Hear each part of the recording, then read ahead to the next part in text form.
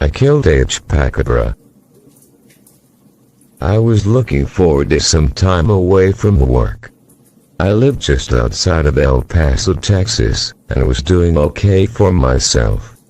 I had a steady job as a waiter at a nice restaurant just on the outskirts of the city, and sometimes I'd do music gigs with my band. Eliza, the vocalist, and I were an item, and I thought we made one hell of a duo on stage. We even had a few fans. I wasn't unhappy. Far from it. But I wanted a short break.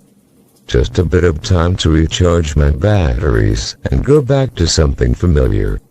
Something safe. Eliza kissed me on the lips as I left that morning, a bag packed. Drive safe, she told me. I would have been happy for her to come with me, but she couldn't get the time off work. Besides, I don't know how comfortable she really would have been going down to see Papito Juan with me.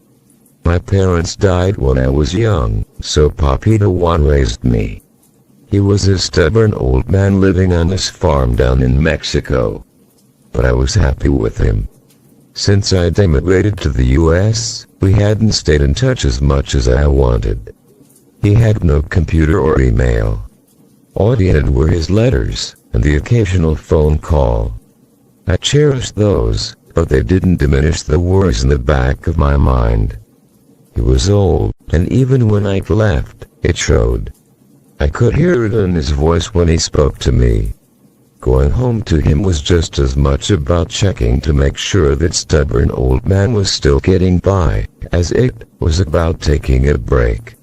When my car pulled up to his old ranch, he was out front, sitting on his porch and waiting for me.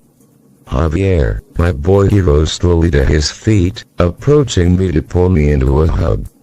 His skin was light tanned leather and rough to the touch. But his eyes held the same sparkle I'd known all my life. Not even time had taken that from him. We had dinner together.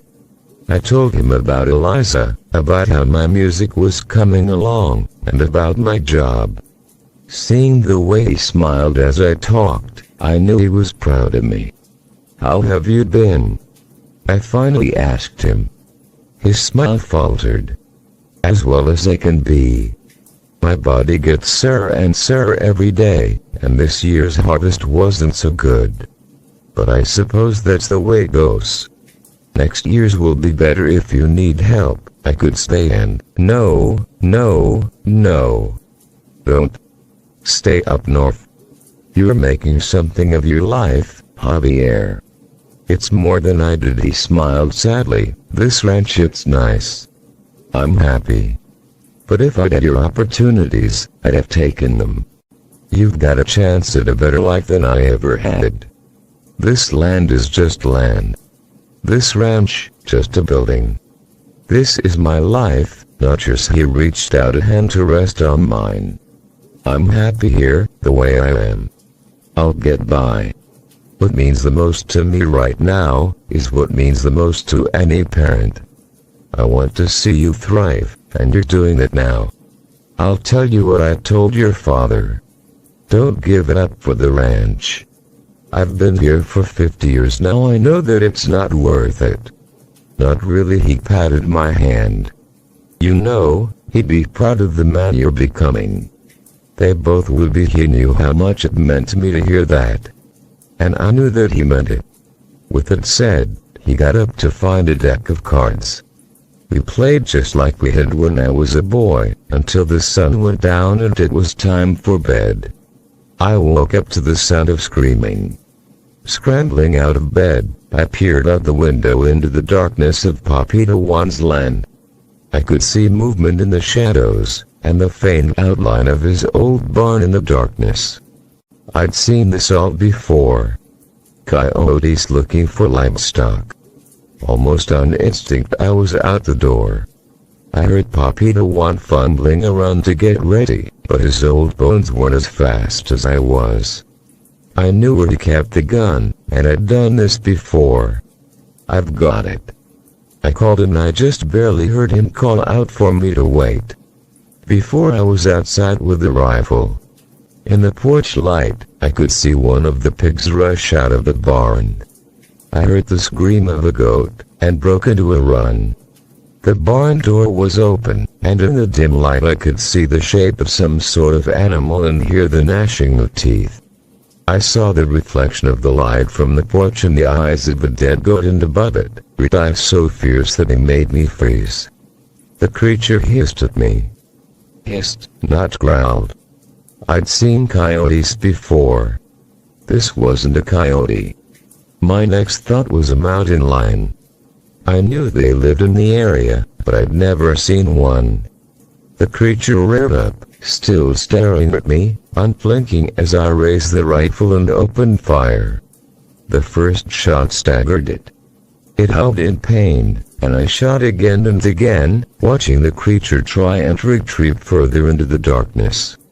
But the barn had no other exit. I was between it and escape. I think I shot it about 4 or 5 times, before it collapsed, breathing heavily before letting out a pitiful whimper and dying. Behind me, I could hear Papi the One approaching, and saw the light of his flashlight. "Mountain lion," I think I said breathlessly. I kept the gun trained on it, as Papi the One drew closer. As he did, I saw what I'd killed. It wasn't a mountain lion.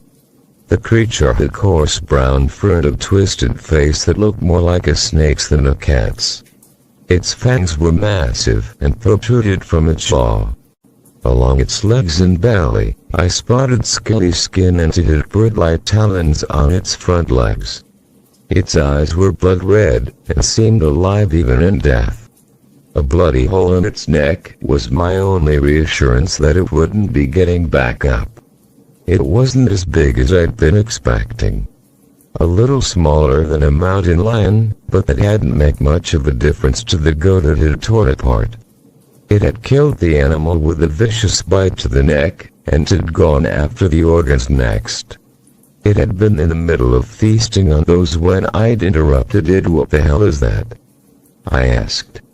I nudged the creature with the barrel of the gun. "That's what's been killing my animals for the past week," Papi the One said bitterly. "Chupacabra." I looked at him, a little confused. I'd heard the name before. It was a made-up cryptid that decorated America tourist traps. As a child, I'd believed in them. But I knew better now. A Chupacabra? Seriously? You've got to be joking. That's just a story. Does that look like a story to you, boy?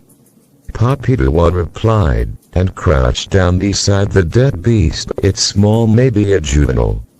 The one I saw a few weeks ago looked bigger." He sounded concerned, and then looked back up at me. "Did you see anything else? Was there another one?" "No, I didn't. Just this one." I looked down at that creature, the Chupacabra. I could barely believe my eyes. "Might just be my eyes are mistaken," Papi the One said softly. "Go get the gas can so we can burn this. I'll round up the animals." I did what he said, and I watched as he dragged the Chupacabra out of the barn, to burn the body. As it burned, Papi the One rolled himself a cigarette and lit it. He stared at the carcass of the creature and its victim, stoic and silent. "How many of these things have you seen?" I finally asked. I'd lived with them almost my whole life, and I'd never once seen anything like that. "A few," he replied. "They first came to my father's ranch when I was a boy. They're hunters by nature. Insatiable appetites, tough to kill and vengeful. Not sure if they feel like we do or not. But their kind can smell each other from far off. If they smell a dead one, they'll come to investigate. I don't know if he has any friends, but I don't want to find out. They're rare these days. I figured most of them died out years ago. Hunted to the brink of extinction by angry ranchers. They're rare these days. Most who claim to see one are liars." He took a drag of his cigarette. "They usually stay down south. Never expected I'd see one so close to the border." Hopefully this one's just a straggler. Staring into the flames, I looked back over at Papito Juan. Has it been here long? I asked. Not sure. Heard about some killings down the road, but that could have been coyotes too. There were a few here earlier this week, before you came. I shot it a few nights ago, and was hoping I'd scared it off. Well, I guess it's got the message now, I murmured. Papito Juan chuckled. Yes. I suppose it is, but I tried not to dwell on that night. I tried to focus on my chores and help as much as I could. After all, whatever that thing was, it was that now. We didn't talk about the Chupacabra the next day, and the night that followed, I slept soundly. I thought about telling Eliza about what I'd seen, but I didn't know if she'd have believed me. I wasn't even sure I believed it. It was a couple of days into my stay when I went into town that afternoon to pick up supplies. Papito Juan had intended to go, and I made him stay in a spot at the kitchen table. You rest up, you work hard enough as it is, I told him. I'll make that trip, don't spoil me too much, boy. This old man has to stretch his weary bones every so often, and he can stretch them when I'm not around, I replied. He huffed in approval, and seemed to accept that I was going, whether he liked it or not. Well then, if you're offering stubborn as he was, Papito Juan seemed happy that I was willing to save him a trip. He handed over the keys to his truck and helped me make a grocery list. There was a small store in town, a few miles down the road. I recognized some of the people inside and lost a bit of time catching up with them and making small talk. The old community hadn't forgotten me, even though I'd left. I was appreciative of that. The drive back to Papito Juan's ranch was relaxing. I hummed along to the radio, and as I pulled up to the house, I felt content. Stepping out under the sun, I brought the groceries inside and called out to announce I was home. Hey, old man. No answer. Papito Juan. He wasn't in the kitchen, or in his bedroom. My next stop was out back to check the barn. I found him lying in the dirt between the house and the barn. He was on his side, and from a distance, I didn't see the damage. I didn't see how he'd been torn open and ripped apart. Even now, I wish I'd never seen it. I'd seen my fair share of gore and death. Papito Juan had made me slaughter animals for meat in my childhood. He taught me how to gut and skin. But it's different when you see someone you love cut open like that. The scream of anguish that came out of my throat was deafening as the tears streamed down my cheeks. Flies crawled across Papito Juan's open eyes, looking for a place to lay their eggs. I shooed them away as I cradled his body, and finally had to pull myself away to call the police. They chalked it up to an animal attack. He'd been complaining about similar livestock attacks, and the predator had probably seen an opportunity to ambush him at that time. No one talked about how there was no blood in his veins, or near his body.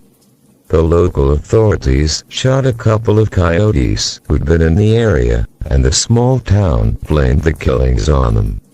It was the most logical answer, after all. I buried Papito Juan beside my parents in a nearby cemetery. Later, I told the lawyers to sell his ranch. It was my property now, to do with as I pleased, and I knew that Papito Juan wouldn't have wanted me to stay tied to it. He wanted me to continue living my own life, and I thought it was a better way to honor him than holding on to a piece of land I didn't want or need. When all was said and done, I went back to El Paso early, driving home in a haze and into the arms of Eliza. On my first night back, she helped me as I cried and let out all of my grief. It hung over me like a cloud, but I still tried to go on like I was supposed to. But the world felt like a darker place. I'd lost my father, and in him I'd lost my home. I wasn't sure if going back to work would be a good idea, but I ended up being thankful for it. It took my mind off of Papito Juan. Just the return to some sort of familiar routine felt nice. The restaurant was a little more upscale than a standard bar and grill, but not by much. I'd taken Eliza here once or twice myself, and the food was good. The managers treated me well, and most of the staff was nice to be around, save for one of the line cooks. His name was Rob, and I'd known from my first week, when I'd caught a glimpse of the swastika tattoo on his arm, that he and I would never get along. Sure enough, Rob hated me, simply because I'd been born a few hours south of where I worked. But he at least knew enough not to say anything about it. Management tolerated him, but only as long as he did his job. The dining room had a nice panoramic window overlooking the highway outside. There wasn't much of a view, but I didn't mind that. Some nights we had music. Some nights I'd even performed. By the bar were a couple of TVs. They either played sports or the news. Never anything else. When I wasn't too busy, before the dinner rush, sometimes I'd watch them briefly. My first day back wasn't a particularly busy day. It was mid-afternoon, and I had only a couple of tables to tend to. They were taken care of, so I passed the time by watching the news. Though the TVs were muted, I could still piece together the story. There'd been a murder. A street musician I'd seen in downtown El Paso a few times. He'd been good, a guitarist like me, and with the pain of losing Papito Juan still fresh in my heart, I found myself mourning him too as I went through my day. I didn't look into the merger until I got home and thought to Google it. Morbid curiosity made me want to know just what had happened to the guy, and it was a small hope that whoever had killed him had been caught. What I found turned my blood cold. The guitarist had been found at a bus station that morning. There weren't many details, other than he'd been mauled, and the police suspected it was a body dump, since there was no blood found at the scene. That was all I'd needed. I tried to dismiss my fears, but as I lay awake that night beside Eliza, I couldn't help but wonder. What if something followed me back from Mexico? The Chupacabra was dead. I'd killed it myself, but Papito Juan had said it had looked small. He'd called it a juvenile. He said he'd seen a bigger one. The second death, barely a day later, didn't ease my concerns. The victim was a motorist who'd been stopped on the side of the highway this time. No one I knew. I don't know if that made it easier or harder. The details had been the same. A mutilated body with no blood. This one was called an animal attack too. I guess that wasn't wrong. They just didn't really know what kind of animal had attacked them. Papito Juan had told me that the Chupacabra were vengeful. I wondered what he meant by that. He told me that what mattered the most to any parent was to see the child thrive. And he called the Chupacabra a juvenile. He said he'd seen a bigger one. I knew it was coming, and I knew it wouldn't take long to find me. They were hunters after all. That's what they do. I thought about asking for more time off, but it didn't seem to make sense. Part of me didn't want to believe the danger I was in. I didn't want to believe that something was coming for me. Even if I could have asked, what would I have said? Explaining that I wanted more time off to hide from a Chupacabra would have sounded insane. The management trusted me, but not enough to believe something like that. After the second attack, I figured I'd try some more practical measures. I bought a gun, a small pistol I could easily hide. I figured I'd kill one of these things, I could probably kill another. While I worked, I kept it in my locker.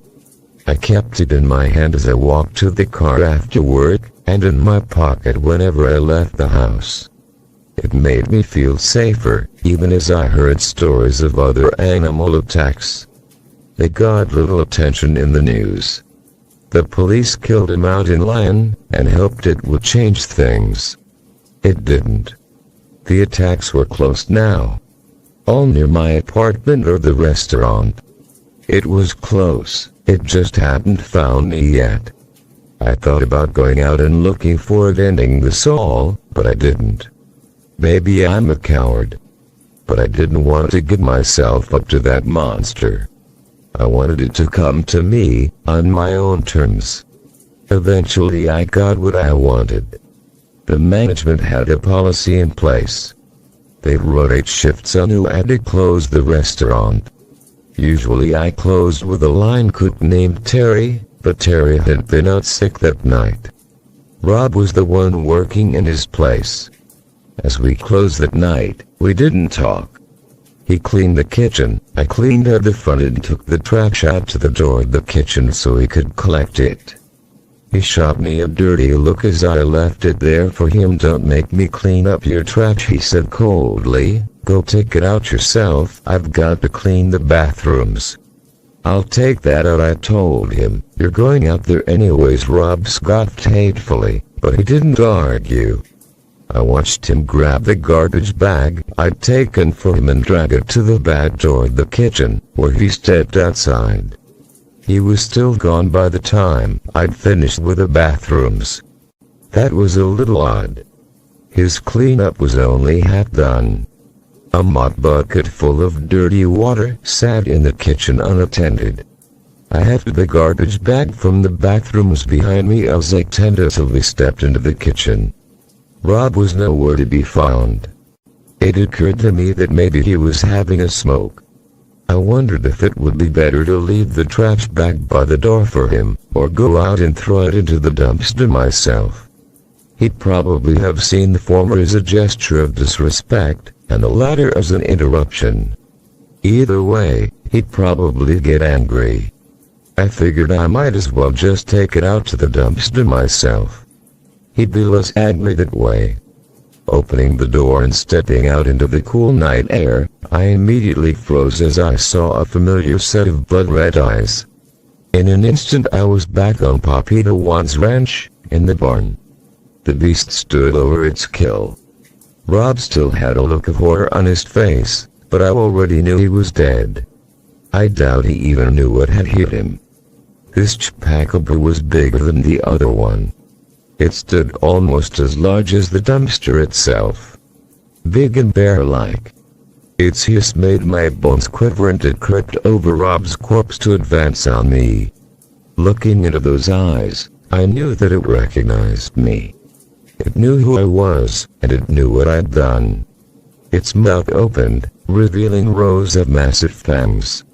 I could see its rear legs tensing to pounce, and I ran. I forced the door behind me closed as I heard the Chupacabra slam against it.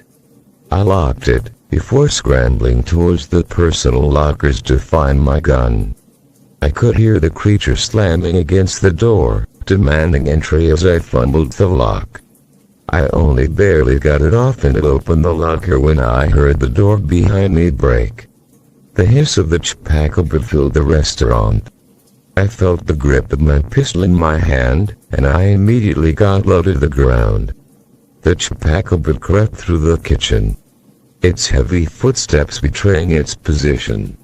It sniffed the air, and hissed in anger. Those footsteps made their way towards the lockers. But it wasn't there yet.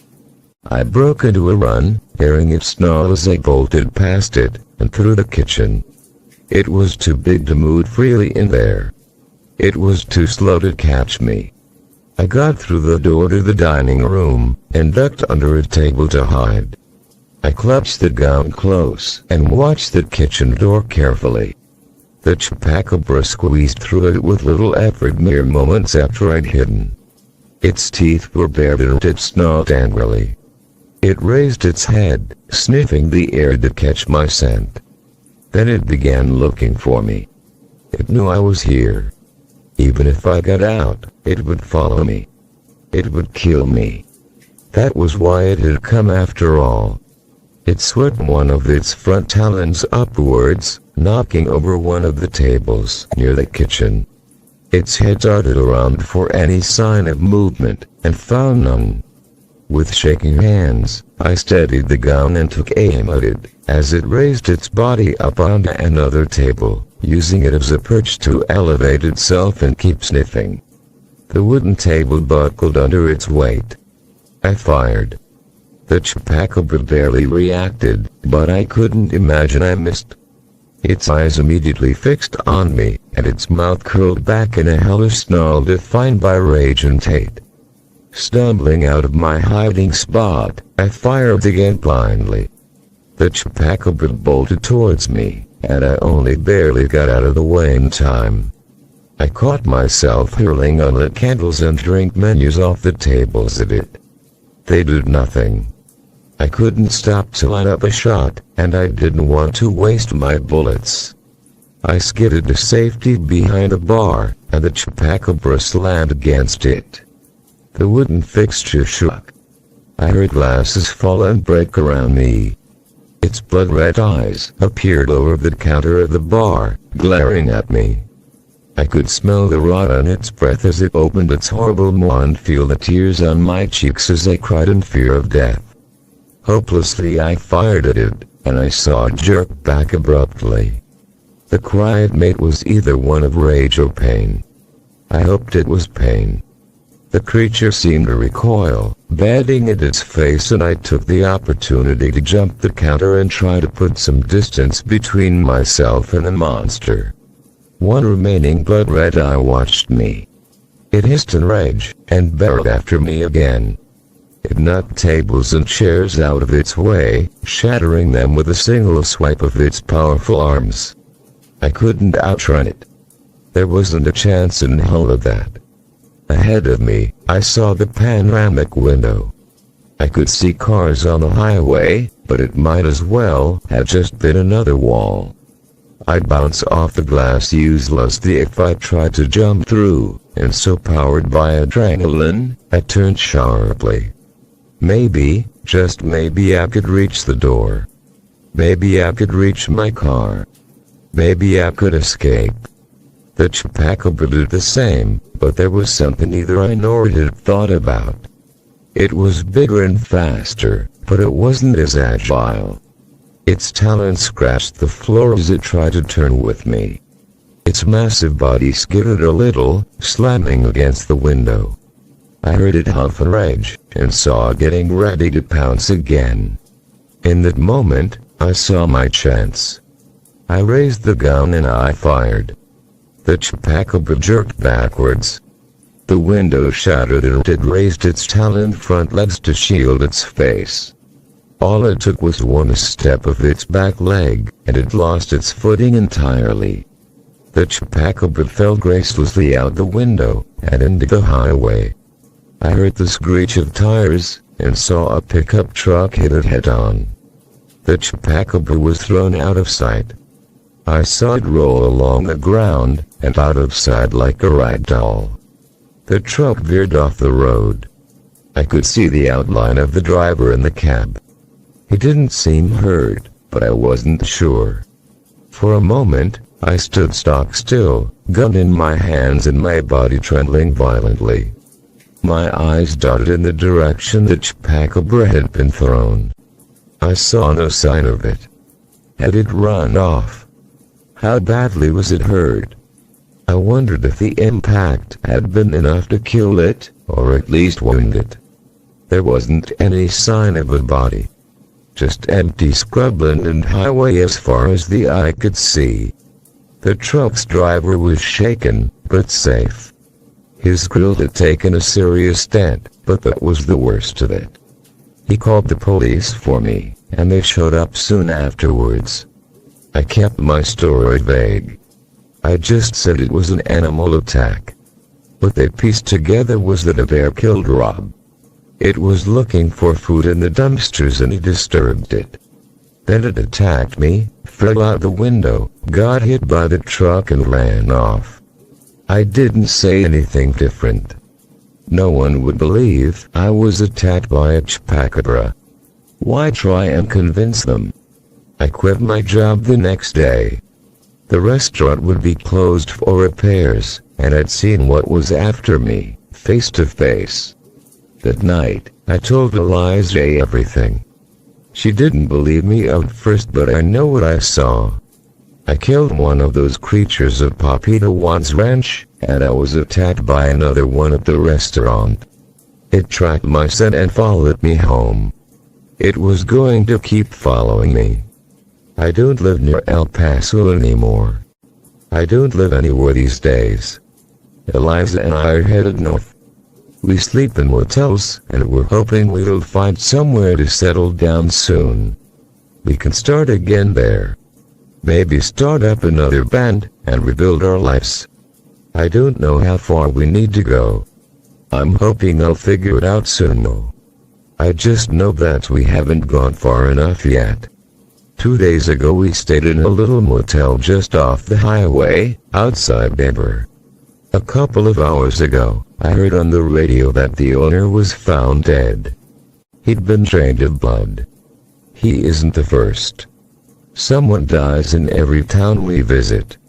I've made my peace with that. I know that I'm to blame. Eliza tells me I'm not, but it's me that it wants. I killed its offspring, and it wants to return the favor. The Chupacabra is coming for me, and I don't know how much farther I can run.